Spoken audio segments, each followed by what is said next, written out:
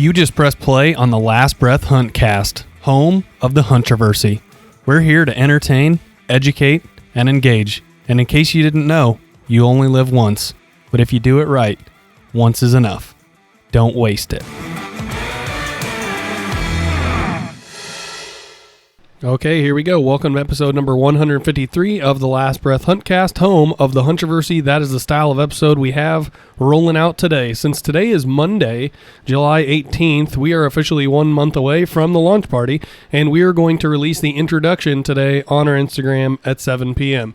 This podcast is presented by Badlands Gear, and if you want to go check them out at badlandsgear.com, you can save 30% off site-wide using our following discount code. It is LastBreath22BL30. All of those characters are uppercased, and there are no spaces in between them. Also right now, Moultrie Mobile released the new Delta camera. They also released the new Micro 28 and Micro 32 cameras, which are basically a economy line standard trail camera that is not emitting cellular service, but provides pretty good performance at a pretty good price point. In fact, I think you can go to Moultrie.com right now and get two of them for $120, and that's pretty good, $60 per camera. Also, the Exodus MMT. Check those new arrows out released by the guys from Exodus at ExodusOutdoorGear.com. Chad, Jake, Cameron, they shot a video all about the Exodus MMT, and it's basically a carbon-tailored hunting arrow that basically you input the specs of your bow, your draw weight, etc. into their algorithm on their website. It spits you out the arrow that you need and ships right to your door. So check those out again. That's called the Exodus MMT.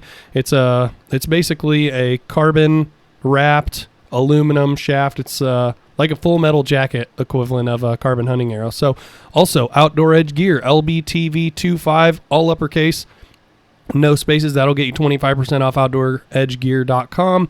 And Tompkins Taxidermy, speaking of the launch party, he's going to be bringing with him about 20 to 25 animals to showcase, just like he did last year in our deer gallery walk. Basically our form of a deer classic before you guys even get into the show. So launch party update. The doors on August 19th. Again, Friday, August 19th. The doors open at 6 p.m. The free beer flows at 6:30, and the films start at 7 o'clock p.m. We have the following pickup locations available for you guys that are semi-regional to the Quad Cities. Easy Living in Milan, Illinois. Tompkins Taxidermy in Muscatine, Iowa. If you're an out-of-state person or traveling for more than a couple hours away, just shoot us a message on social. We'll hold tickets for you. You just show up. There's plenty of extra tickets that'll be at the door. Nobody's going to be turned away. Yeah, Garrett's here. Our topic is scent control. Is the entire product category a gimmick? Not whitetail scents, but scent control. This is a good one. I like this one a lot because it's a topic that I think we can freely talk about now. I mean, not that we've ever, I guess, sold products or promoted products that we didn't believe in. We've always been honest with stuff, especially within product lines. But I think there's one in the past that we can just rip the Band-Aid off. For a while in the earlier years, we worked with an infield ozone producing company. And we tried it, and man, it was hard to get the results that they wanted us to promote. There's only a couple of them, so you can guess which one. And if you're a diehard fan, you know exactly which brand we're talking about. We don't need to throw any names out there, but I think there is a lot of placebo effect to this. I think there is a lot of farcities to this category, but there are some truths that we have discovered. Mm-hmm. I think all the statements that we're going to make today, Grant, are through our experiences, based on 15 years of trial and error. Literally the scientific method, hypothesis, test, control, theory, right? Like we've put these to the test, and these are our conclusions, whether it's true or false or indifferent. These are our thoughts alone. The guiding question today is it really possible to beat a whitetail's nose, or is this something that's futile? If you want me to answer it in one word, no.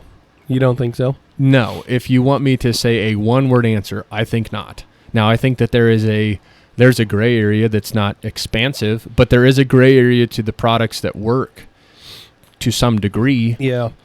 but there is no secret spray, wash, bar, electronic thing that's going to make you bulletproof to a whitetail nose. I've always been really intrigued in I don't know how you pronounce it, but Hex, HECS, like an electro pulse, like an electromagnetic pulse emitting full body suit. And I used to see them for sale all the time. I occasionally will see one like at an older sporting goods store, maybe in the corner. It's still around, man. It's John around. Dudley's a big believer in it, which to me is interesting. I feel like the guy, and maybe he just has good experience with it, but I think a lot of the things that he promotes and pushes is like us. It's heartfelt. It's sincere. But Hex is another spectrum. That's an interesting one. My personal opinion on it is skewed. But then again, if it's part of your arsenal and it works for you, who cares what other people think? My thing with scent control in a nutshell is I feel like a whitetail, specifically a whitetail's nose, is probably the hardest thing that a Midwestern hunter has to deal with and contend with.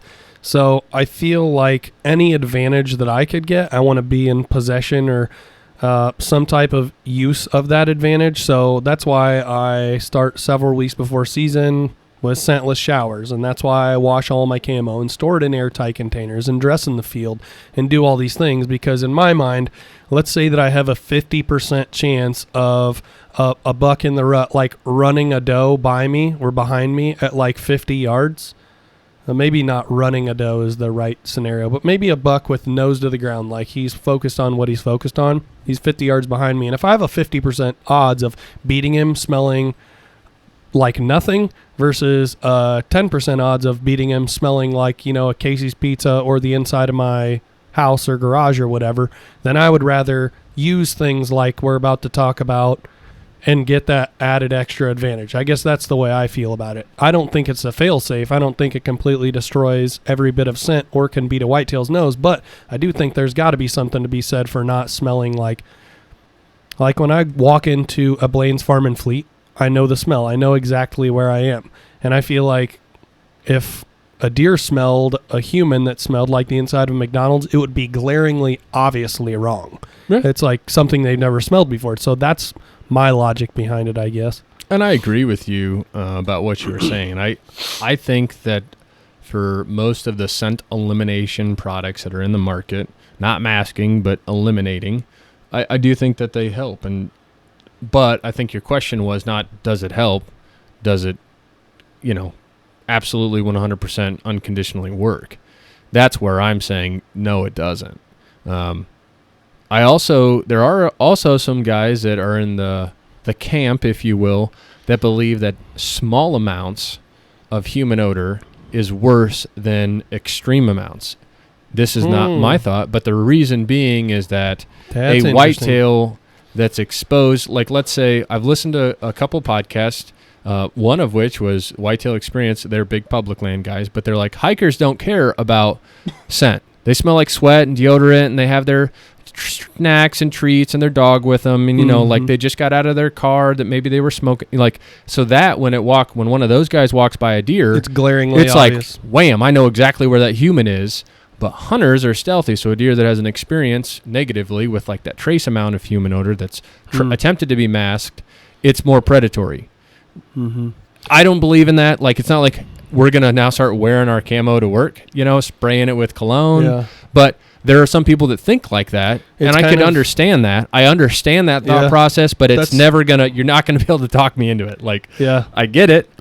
I get how, like, their sensory would be like alarming, like like they know it's a human, but they're like, no, not a threat. They're not trying to kill us. I also wonder if from like, let's say 200-300 yards, just like that steady 5 mile an hour wind carrying, I wonder if a whitetail would be more appeased to smell that hiker versus a person that's very scant. Like a hiker's gonna smack them in the face. I feel like that's a sweaty, the whole sticky concept human, of it. and they're like, okay, I'm chilling. That was enough of a red flag for me. given the position where I hear that you're at, or I think right now, from this bedded position that I'm in, I don't have to move. Kind of like the same thing you and I talk about when we drive a tractor around. Like, how many bucks do we kick out of beds when we're driving literally a 8-foot wide, 20-foot long, blaze orange or bright green tractor right by deer? You know, they're like, well, it's just a tractor. It's fine. I'm just going to stay right here. Versus, oh, what's that little crack? Yeah. I just heard it again. I smell something weird. I think there's something to be said about that. Like, predators are sneaky, other prey is not. For the same reason, you're using your tractor analogy, that a deer will stand on the field edge as you disc or plant or spray and watch you. But if you're walking slowly and peek out and they catch you, they're going to blow and run. You snuck up on them, right? Yeah. It's the boogeyman effect. But back onto scent. I mean, I think I'm going to just start with the Ozone Generation category. Yep.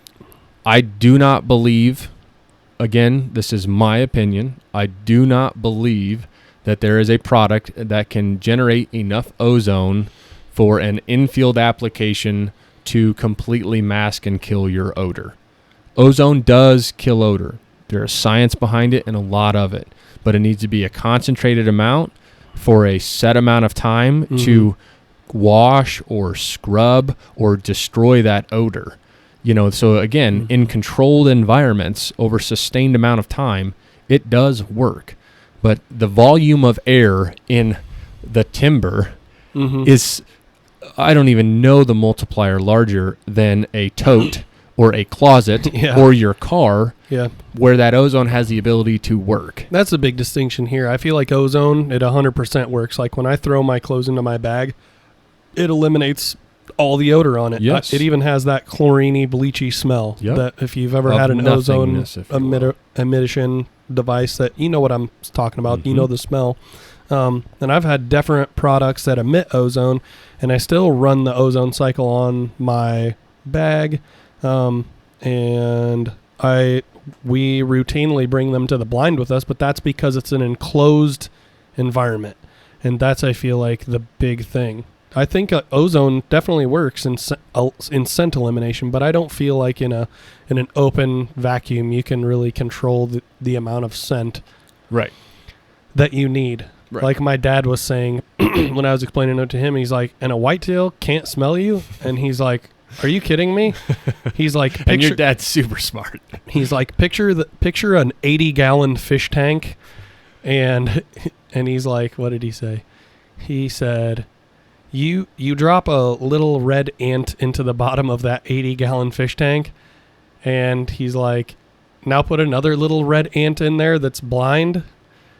I don't feel like the amount of scent that one little ant could give off and mask, if he had an ant-sized ozone generator, would be enough to fill that entire tank. And I do feel like he's right, just getting on the connotation. Like, when you feel one of those ozone emission machines, it's about as light as somebody blowing on the back of your neck. Yeah.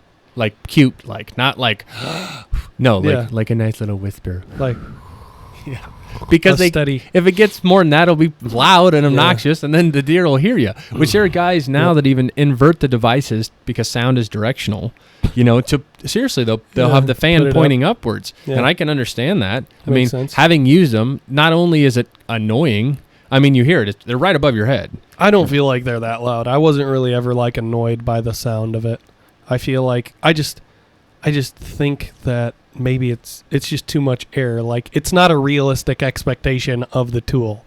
No, the percentage of air that's being cleaned, if you will, or the amount of ozone that's being broadcast, I don't. It's just not enough. A fraction of a fraction, man. If you could find out how to silently emit a force field. 10 by 10 size room every other second into the vicinity of your tree, now we're talking. Shit, yeah, that's how do you move that much air? Like, hit a button, turn on your invisible camo. Yeah.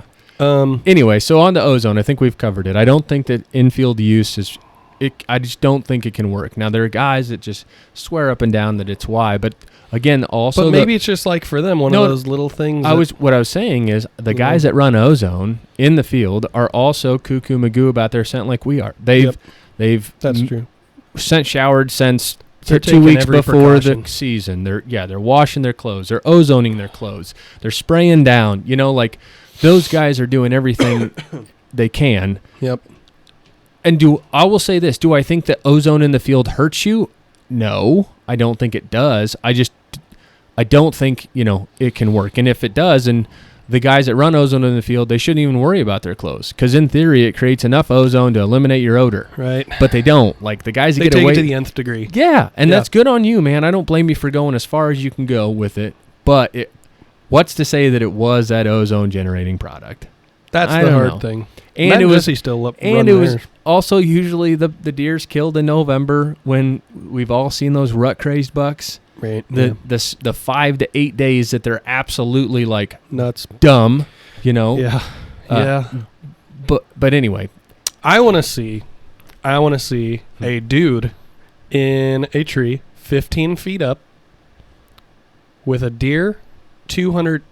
Here's where I want the scenario we had with TJ round 1, and I want you to put 2 ozonics into that tree and let him just run. yeah, I would be interested to see how much closer he would have got, if not at all. But what I want to see, my dream ozone scenario, if you could replicate this, like if you could have 2 pens, like, you're at one of these big southern colleges, universities that have the deer studies programs and stuff like that.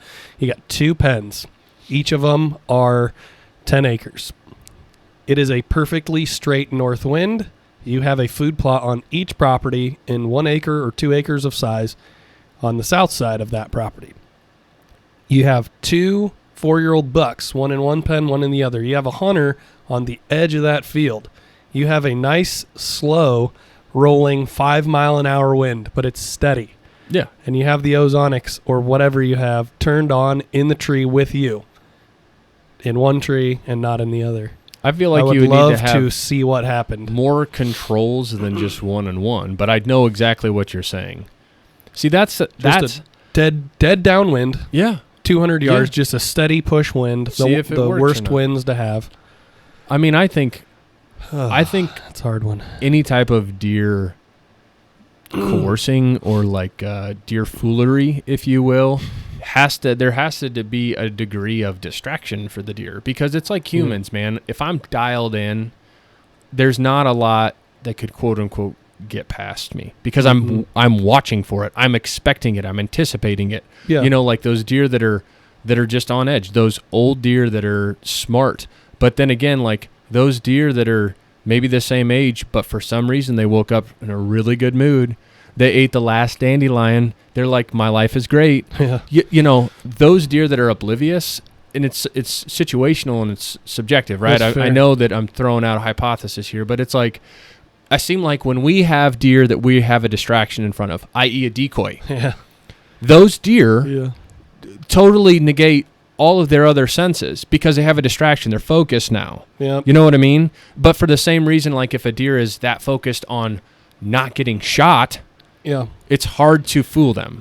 It's like the difference between walking through your house today when you get home versus walking through a haunted house. When you're walking through a haunted house, you're like, I'm ready. Where's it coming? What's happening? Versus your house, if I jump out and sneak in, jump out and scare you, you're going to be freaked out because you're going to be like, oh shit, I didn't know you're in here. Right. Yeah, that's a good point. But anyway, we'll round out ozone. I do believe it works, just like you said. I really like our scent slammer bag. Especially, I don't like to overwash my camo because every time you wash a garment, it takes a little bit off of its life. You know what I mean? Yep. But when you do a dry cycle with ozone, it recharges it. I really like using ozone for like my bino harness, for my safety harness, for my boots, things that aren't easy to wash, my hats. Or that would beat the hell out of a dryer. Dunk, dunk, dunk, dunk. Even a washer. But like I do like using those for that application. And I believe that it works because after a 6-hour cycle, they come out and they Don't smell like anything. right. Yeah. Where I think we start really getting into the fuzzy is when we start talking about your sprays. But so before we get to sprays, let's talk about detergents and soaps. So I am a huge believer with the science behind it of UV brighteners and non-UV brightener detergent. I do think that there is a spectrum of ultraviolet light that like high-end residential application detergents, Tide, Gain, Downy, etc. They have them in there to preserve the colors of the garments. Yep. They're designed to react with UV to enhance them. I don't know for a fact if deer can pick up on that or not, but I do think that it's something you shouldn't want in your detergent. Most of your non-scented detergents, whether it's Code Blue or Scent Slammer or Dead Downwind, all of them don't use UV brighteners. So I think that helps. And I also think that those detergents work well without having odor. Like when we wash our camo with fresh detergent and throw it in the dryer, a seasoned dryer, if you will, and washer, the camo's fresh. Yeah. It doesn't have an odor. There's no must. There's no perfume. There's no dyes. Yeah. They smell just like we want them to. Nothing. Like clothes. Mm-hmm. I feel like they work. I just agree. feel like to what degree, like getting back to the question, if I is were it to really go out there possible and hang my coat up and not hunt, that coat would fool them. But You I'm think in so? it. You know what I mean? Do you think so? Do you think if you took all your garments 100% scent free and you put them in your deer stand, let's say in October, Yeah. where deer still pretty, I do. Like a freshly washed garment. You think that you would get by it? So I think odor we- is caused by bacteria. Mm-hmm. Okay, so the reason why ozone destroys odor is because it kills bacteria. Same thing with detergents. You wash them in hot soapy water, and then again you throw them in a dryer, which dryers usually heat somewhere around the 120 degree mark. Mm-hmm. A majority of bacteria are dead from just that amount of heat exposure. Some of your dryers get even hotter. So if you take that and then cleanly, maybe you put on a pair of rubber gloves or something and don them into your deer stand without leaving any of your other scent, I do believe that would fool it. Like deer would walk around it nonchalant, no big deal. I do. But the problem is you have contamination points all along the way from there to the stand, and it just compounds the more you wear it, because your camo smells the best right when it's out of the dryer. And then it's cold, so you throw your base layers on, and we use our trucks every day. We don't have a quote-unquote hunting truck. Right. I put deodorant on. I go to the gym. You have a dog. We have wives. There's odor in the cloth seats. So we sit there. Now we have a little bit tainted base layer, right? Yeah. And then we get dressed, right? Mm-hmm. And so maybe I was chewing bubble gum. I have some spearmint on my fingertips and in my mouth, and I touch my garments and throw them on. Now it's contaminated. And then I hunt with it, and it's super cold, so maybe I leave my pants on because I didn't want to shimmy out. I've done it before. Mm-hmm. So now you got to contaminate it again. Yep. That's fair. And all of those things you're talking about do stack up. I feel like the worst amount of scent from at least me comes from my head. Like my ears, like the smell of human earwax, I smell it when Your mouth. clean my ears, and my mouth, I smell it. And I feel like those are hard to get rid of. I mean, how do you not breathe? I have thought before, the ventilators that you sometimes They you'll make carbon paint. Masks. Yeah. Carbon I've thought about filtered doing masks. that. I have thought about doing that just to see, but that seems a little ridiculous to be That going out there in a seems- hazmat suit for a deer. It seems crazy, man. I mean, I know after you eat a sandwich in the woods, during our all-day sits, and you can't brush your teeth, or you have a cheese stick, which is even worse, anything dairy, my God. Sounds like, for me anyway, give me a kiss smells like I licked the butthole, it just produces odor. Why? Because of bacteria in your mouth, which we went on with. But I guess to cut to the chase, I believe in detergents. Yeah, if you wash your clothes, and I think there's a special caveat to there. We go to another degree here because we do believe in this some, right?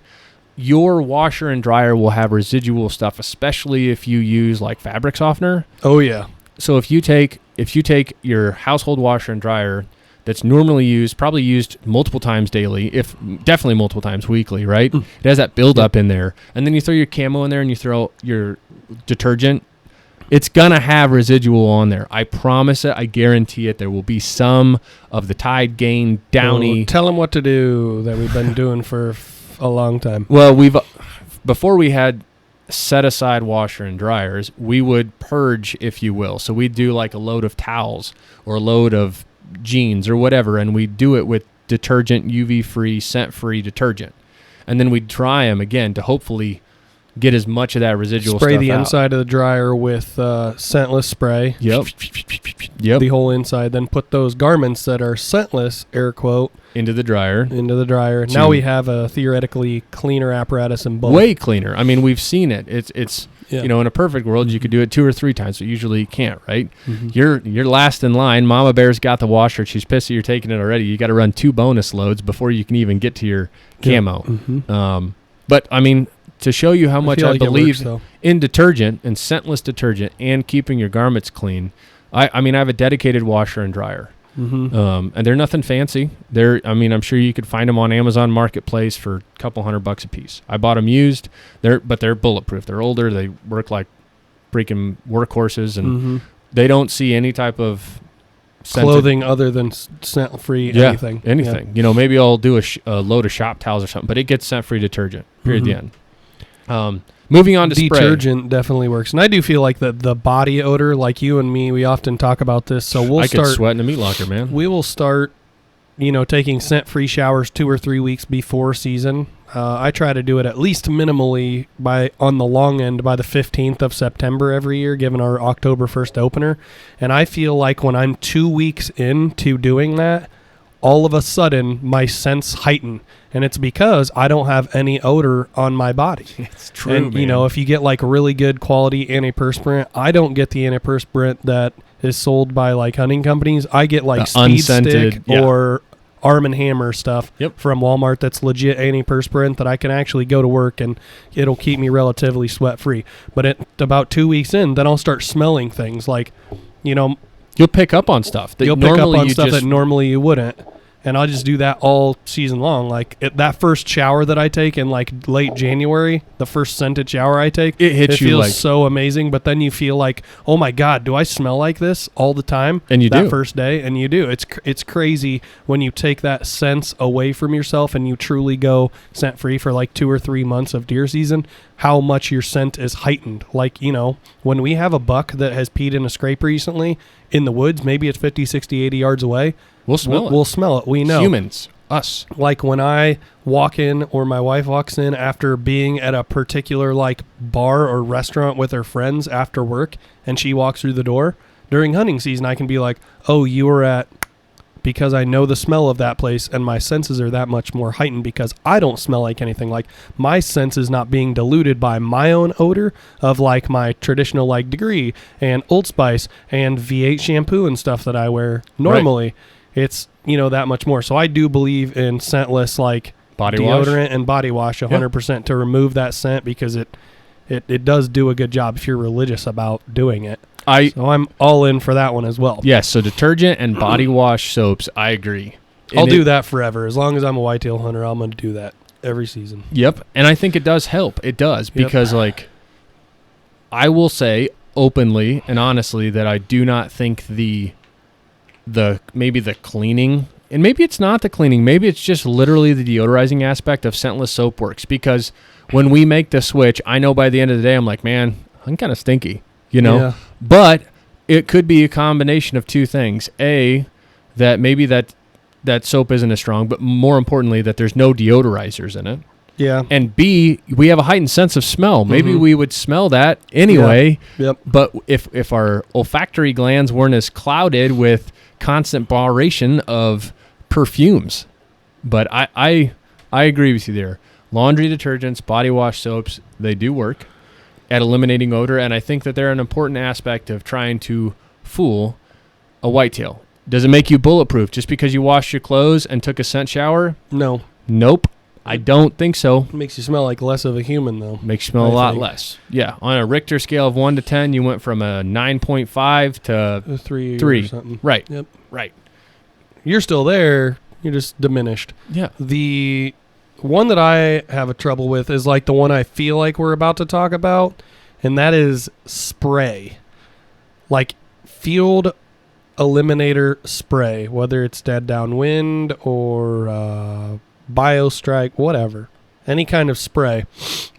I feel like in one regard, like when you think about, old time history, when people were trying to escape like a bloodhound back when, they're running through the woods away from a crime scene or whatever, back in every old movie ever.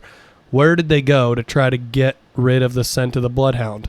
They went to water. They tried to cross a creek or a river or something, and typically there they would dilute their scent. The bloodhound would have no chance of picking it up again until it went to the other side of the river. By that point in time, you've cut yourself a lot of time, and he might not pick you up anyway because you're covered in water. But my thought with like scent spray is like, well, it's 99.9% water. I bet if you and me came up with a really sexy jar and put some weird patenting and weird words and a good marketing program behind it, that we could probably sell field spray to the outdoor industry if we wanted to. But I just feel like it's like 90% water. You spray it on your armpits, and all of a sudden you went from smelling, your scent to nothing momentarily, or for at least for a while till the water dries, because water is a scent eliminator by nature. Like if you're just stinky as shit, like think of the stinkiest you've ever been in your whole life. Like after a gym, after not showering for 10 days, then you get in the shower, well, your scent goes away pretty quick. But it's still to your nose. It's still there, but it's masking it. Like and just I think the presence of water is even masking more of it. I mean, that's a huge extreme, right? You're not like literally spraying yourself with a hose. No. It's a spray. I do think that they've tried to develop some type of ingredient list, a recipe, because a lot of them now say that you need to let them dry fully for them to work. But I think you hit the nail right on the head where you said, look at the percentage of ingredients.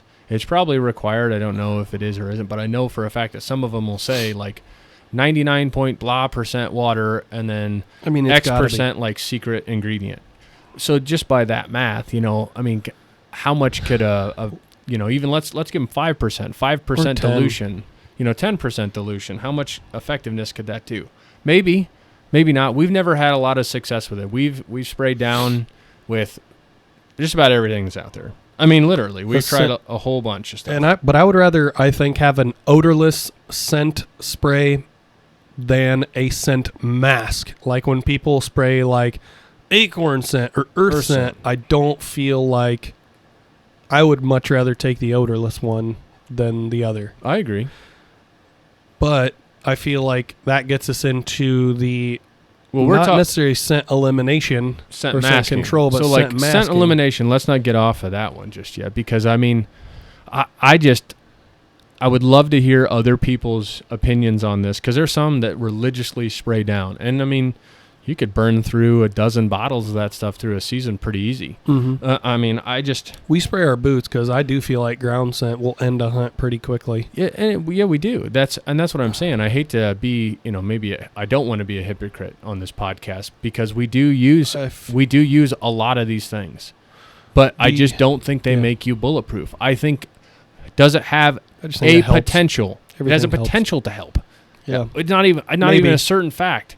But I mean, and where does the placebo effect come into play? We've been told that it works, right? So that's why we do it. And time again, we've been winded, even as freaking scent crazy as we are. Yeah. It's happened, and we've had things cut our ground set, but we've done things to get better about it. Like, we're very particular about our boots. We do not wear them other than for hunting. Nope. They stay in the back of the truck or the side-by-side. We do not wear them inside. We do not wear them even in the vehicle. Nope. Like, I mean, we wash our camo, and we do sometimes spray down. But, man, TJ's a perfect example. Yep. Well, we were clean as clean could be that day. Dude winded us 200 yards. Without a doubt. Yep. I mean, so right there is a reason for us to be skeptics of it, because they went through all the steps. I literally was just watching the footage. We sprayed down. And we weren't even in a deer stand. We had we were in a saddle. Pretty high. So, anyway, getting into masking scents, I don't know, man. If you know me at all, I'm kind of a secret lover of a product that Grant doesn't believe in. I personally think it's the biggest product gimmick in the whole outdoor industry is the one that you like, and I don't. The reason why I like it, because I know it's on. You're right. Like, you spray yourself with nothing or a proprietary mix of water and something like. Yeah. I don't know. So I'm talking about Nose Jammer. I mean, I don't know, man. God, it smells like sugar cookies. I know. And here's the reason why. I feel like it's... Again, talking about the hypocrisy of this podcast. We go through all this shit. And, like, I hate when you do it. Well, I literally do all just this told shit you that we just do. that I have and then you're like, yeah, jamming them today, bud. Half of it's just to mess with you. I fucking hate that shit. But because like in my mind, I'm like, dude, if a deer's downwind of us, they're gonna smell us if they want to. Nose jammed or not, and I feel like if. Again, to talk about just the hypocrisy of this podcast, if we thought that all of these products worked so well, we wouldn't give a shit about the wind. We'd be like, where do you want to hunt? Best spot. Every time. Yeah, no. What's the first thing that we do when we talk about the weekend? Where's the wind? What's the weather doing? Where's the wind doing? And then from there, we pick a spot. So it's like, I mean, come on, man. Think of the deer that we killed last year. Were any of them downwind? Nope. They weren't. Maybe Buster, but that was when he was 13 yards eating an arrow from you. Calculated at best for him to be downwind there. I don't even remember where the wind was going. I will say, the night that we saw Twix, the wind was blowing right to him. We were high, and that wasn't a crick to him. No, I know. We weren't that high. We were like 13 feet high. The night we saw Twix, that you passed me and went to a scrape, we were not in a very high tree stand, and he was probably only 12 feet under us, 13 feet under us, and he was right downwind.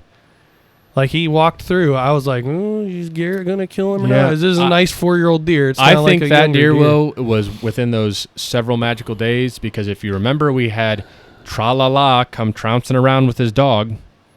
Yeah, literally 30 minutes before he came by. We had an old man that walks his dog on this property. I had a chat with him. Didn't break character, but I was stern. We'll say that. It was November 5th, wasn't it? It was November 5th. Literally, the sun is setting. This guy knows we're hunting, and he decides to take his dog for a walk. I'm the center of the farm. Yeah. Anyway. So I'm using that as an example. Did we fool him? I don't know, maybe. But so did that old man and his dog. And did we fool him, or was he just tolerant? I don't think he was tolerant. I think, like I said, it was the 5th, man. It was those magical days. What'd he do? He ran to the scrape, beat the shit out of it, and right back, kept on trucking. He's hunting for a doe. Yeah. Anyway, I'm just saying, I don't like hypocrites, but I don't like nose jammer. I know you don't, but to me, it's just it's not a scent destroyer. It's a cover scent, which I hate. Any type of cover scent, I don't feel like cover scent. I do not. I will feel it works. I will say this, and this is my honest opinion. I would think that a cover scent does a better job of masking a human odor than a scent eliminator does at eliminating it. What do I mean? I'm saying that if you dump a jar of pickles on yourself, that's better. That deer's going to smell pickles, not humans. That's what I'm saying. What the fuck is that? I love dill. I love vinegar. I'm not saying to do that. I'm just saying in terms of potency, I would be, and who knows, there needs to be a smellometer out there, right? Set it to human.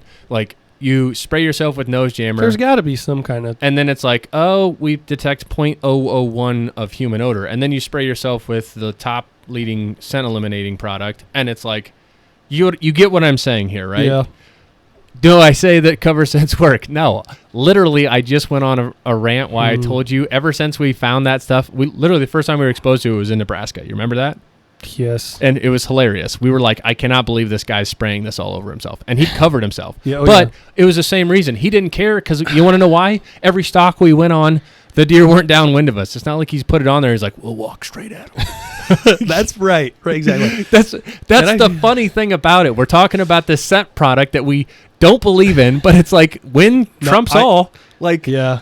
Wind does trump all. It doesn't really matter. I mean, that could be a dog turd scented aerosol. You could spray Axe body spray. Yeah. Every time I go into the locker room at work, I'm like, Jesus, guys, why the fuck are you spraying this Axe body spray? Wow. Mr. Putnam, it smells great. And I'm like, no, it smells like shit. But what I will say is nose jammer, the people at the marketing at the helm of that, they're doing a crafty job. They're getting the right people. What I say by the right people is I don't know, man. Here Greg Ritz rolls up in a $70,000 truck on his 2,500-acre continuous Missouri property.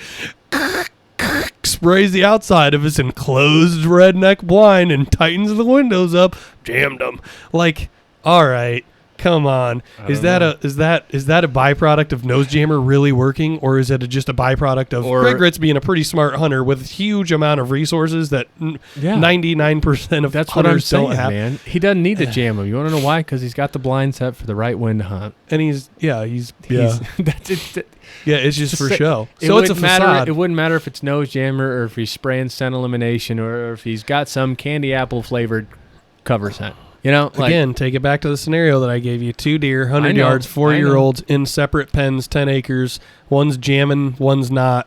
Who wins? Which can get the deer closer? Here's what I think what I'm getting at about a cover scent working is I think cover scents, with equal application. I'm not talking that you're spraying yourself twice as much with Nose Jammer to not. Like, honestly, I would say that when we play around with Nose Jammer, I'm putting it on much more sparingly than I would if we were spraying ourselves down, quote unquote. Right? Would you agree with that? Hello? There you are. I would. Like, if you shower yourself in Nose Jammer, I'm not going hunting with you. That's what I'm saying. You're just like, if you just give 2 little weird sprays on your boots, I'm already upset, but that's what I'm saying. I do not spray Nose Jammer on me as much as it should be applied. So you're a chicken. I'm saying that it was probably why we didn't see TJ. We should have just went full dick on the Nose Jammer. No, we shouldn't have. I will say, though, the thing about Nose Jammer that makes me just believable enough to put up with the fact that you use it, and this is the only caveat that keeps me hanging on, is back in the 80s and 90s when all these big buck magazines, that was the only type of big buck type of strategy around hunting, was a cover scent. And what were they using? Lots of guys used vanilla. Yeah. And you know what Nose Jammer smells like? Vanilla sugar cookies to me. Well, here's what I'm saying. I think if the cover scent is not a threat to the deer, I think you have a potential. The issue, what happens to me is this. Like, a deer's nose is extremely sensitive, whether you're using coon urine or fox urine or Nose Jammer or vanilla or whatever. Like, if it's a non-threatening scent, the chance of them running across it in the wild is a very small amount. But for you to have enough cover scent to cover your human odor is a large amount of that, right? Yeah. So that in itself would probably be alarming to a whitetail. And maybe their minds aren't sophisticated enough to think of that far. But you get what I'm saying? Like, holy shit, that's a 200-pound coon. Yeah. That would be alarming to a whitetail, right? Yeah. But if you just put, like, a coon dribble equivalent of a coon piss, like, on your shoe, is that going to be enough to mask a full human body? That's a good question. That's it. So, I don't know. That's kind of a long-winded rant where I don't believe in scent spray, cover scent, or elimination, but it's something I've been doing for several years just because Grant wrinkles up his nose and he's always like, I can't believe you're doing it. Yeah, but we just got it out of our... It's just because we hunt the wind, period, the end, man. There's a ton of whitetail hunters that literally don't practice scent control at all. That's fair. But I feel like my stance on it still is... I feel like it's better than nothing. I agree. That's what we just talked about it. Like, I'm within a certain spectrum that says I'm willing to do this because it has a probability, a potential of helping us. Yeah. We don't know for sure if it's the reason why we fooled him, but we know for a fact it's not going to hurt us. So like, if you practice strict scent elimination, I don't see how it could possibly negatively affect your hunting. If you don't practice it, there's a chance that it could negatively affect your hunting. Yeah. I feel like of the 4 things we covered, the body wash, detergent, spray, ozone, in the actual elimination-esque category, I feel like my biggest problem area on that, the biggest hang-up, and I'm like, I don't know if that works or not, is spray. Like, if you go to the Scentaway factory and you're like, hey... I've always wanted to know. On the bottle it says water, chemical X, active by ingredients. Yeah. And they're like, oh, we'll take you to Chemical X's room. And it's just some fat guy picking boogers, and there's like, this is Randy. He picks a booger. We put it into this little blender. We dice it up. We dehydrate it, yeah. and we sprinkle it in water. I bet there's. It's not that. Yeah. I'm just making a joke, but I want to know what that is. I would be shocked if one of the main ingredient wasn't one of two things: very small amounts of baking soda or baking powder, because those are scent eliminators. That sheet you can see that Arm & Hammer puts it literally on their box to stick it in your refrigerator, eliminate odor, or some form of activated charcoal. I could see small amounts of either of those being main ingredients in the scent elimination aspect, or potentially some type of bacterial killing chemical, a very small amount, right? Bacteria causes odor. Maybe it's some type of sanitization, whether it's trace amounts of chlorine or trace amounts of alcohol that you spray that, like I said, doesn't have necessarily a scent to it, but it kills the odor. This is a good one I forgot about. Carbon-based clothing as a scent control regimen. Like we're talking about like Scent Lock, Scent Away, scent blocker. I don't know if anybody out there still makes stuff like that other than those three companies. But that's an interesting one in of itself. Like when we used to wear Scent Lock and stuff like that, I do feel like, and they used to have that tag. Remember in the store, it was the scratch and sniff tag. And you scratch it, it's had an odor or something like that, like a human perfume or something. Yeah. But then you lay the piece of carbon over it, you scratch it and do it again. And it's like, interesting. I feel like this odor is not here anymore. So that's a good one. That's a real good one. I don't know whether or not to believe in that either. I just feel like it's one of those things where we were like, okay, this is a pretty good camo. Let's wear this because it's got this added benefit of being hypothetically scent eliminated. See, I'm going to be honest with you. The reason why we made the switch is because the garments weren't that good. I feel like I had a couple pretty nice Scent Lock suits. We had a couple good ones, but they weren't. And this is no varsity. I mean, like, if you buy something Badlands, I'm going to tell you, like, without even knowing what it is, it's going to be a 7 out of 10. Yeah. Like, and the warranty, too. If you don't like it, then just send it back. Yeah, but that's where, like, with Scent Lock, I would say, and this is old Scent Lock, maybe it's different. I honestly don't have any idea about their garment situation. I don't. I'm just talking about circa 2014. 15, 16. Scent Lock. Like, I would say 1 out of every 3 suits would be like, man, these are nice. And 2 out of 3, I'd be like, this is a mid-season, or right. This doesn't fit right, or it tore really easy. Yeah. As far as activated carbon garments, I think that if they was so revolutionary, that everybody would be doing it. Yeah, there'd be more people that do it. But then again, I also feel like a lot of your, I don't know how to say this without. A lot of your high-end hunters, like I'm talking big money guys, they're not hunting whitetails, or certainly not very often. That's fair. Like maybe that's why your high-end garments don't have that, because they don't need to cater to a whitetail hunter. Because I think when you see a guy wearing Sitka, they don't care. There's probably a greater chance that he's not hunting whitetails than he is. That's true. You know what I mean? You. Yep. Yeah. So like, and those guys, like every Western hunt we've been on, wind is king. They don't make a move unless they got the wind. They don't ever like try to like, we're going to risk it. Like, right. They don't. Not the smart ones anyway. We've seen None on of them TV. Yeah. Like they might risk it if they have a 1,000-yard shot. Right. But yeah. Okay. Anyway. That was a good one. Okay. Getting into the shooter pass segment. We like to do these when we do Huntroversy episodes. Number 1, a 280-pound whitetail. I'll back up. Shooter pass is when I ask Garrett a question and he just has to answer it with a shooter or a pass. And some of these questions are, intentionally vague or misleading or whatever. So the first one is a good one. Yes. A 200-pound whitetail. 200? 280-pound whitetail. You have no idea what it looks like antler-wise. Yeah, I'm shooter pass. That's a huge deer. Live weight? Yeah. I honestly don't think me or you have killed a deer that heavy. The brute buck was maybe heavier the brute than buck. That. It was 290. Oh, you're right. That son of a bitch is a big fucker. Do you remember us trying to drag that thing out? Like I literally remember like, yeah, I was the fattest dude. dude. Like I bet little fatty poo poo was easily over 300. If the brute buck, and we have tons of trail camera pictures of both these deer, if the brute buck was 290 on the hoof, because that was in the day when we used to weigh the deer every deer we shot on the scale. Should do The that again. brute buck was weighing 290. Little fatty poo poo was pushing 330. I think that deer had a goiter. genetic. He didn't even have a goiter. He was just he looked like he had stick legs. He was fat.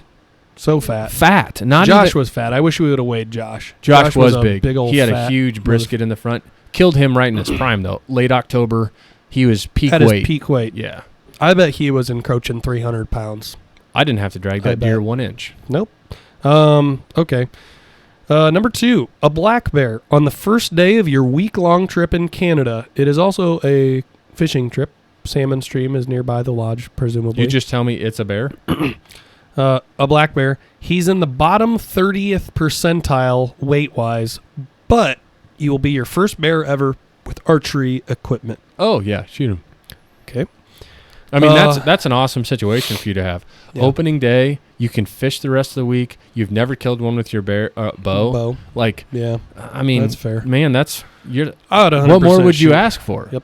I'd shoot. Number 3, 180-inch typical whitetail. Let's call him a 10 Who would pass this deer? with a crossbow. Yeah. I mean, I'd be Golly. surprised if I was with a crossbow, but I mean, if I'm hunting, who Yeah, would that's pass fair. that deer? That's fair.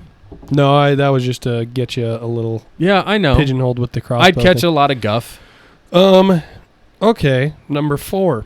This is a hard one. Your wedding day is the following day. For some odd reason, you're getting married on November 6th, which is a Saturday, Wow. and you are hunting after work on Friday. Uh-huh.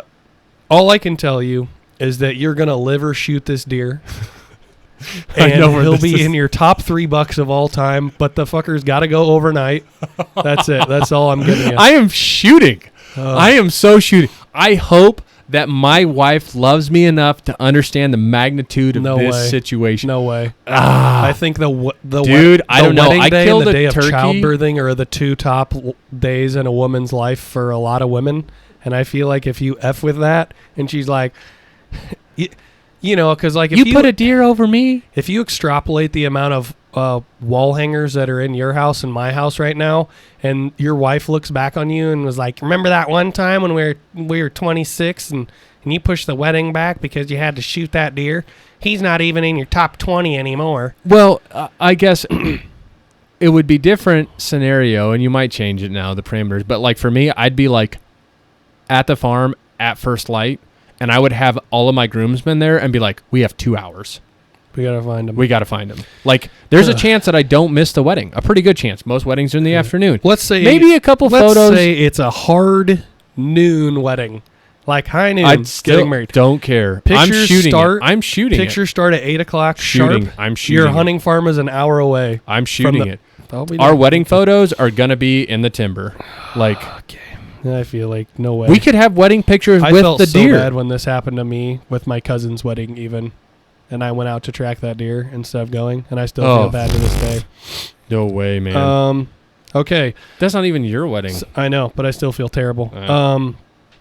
The launch party, August 19th, the Adler Theater, Davenport, Iowa. Free beer, free gear, free films. All you have to do is show up. The doors are going to open at 6. The films are going to roll at 7. Free beer starts at 6:30. If you have not yet, hop in our Last Breath Inner Circle. That's our Facebook group. That's where we're going to start pushing all this information out first. So, until then, thank you for listening to number 153 here with us. We'll see you next Monday morning. Till then, don't waste it.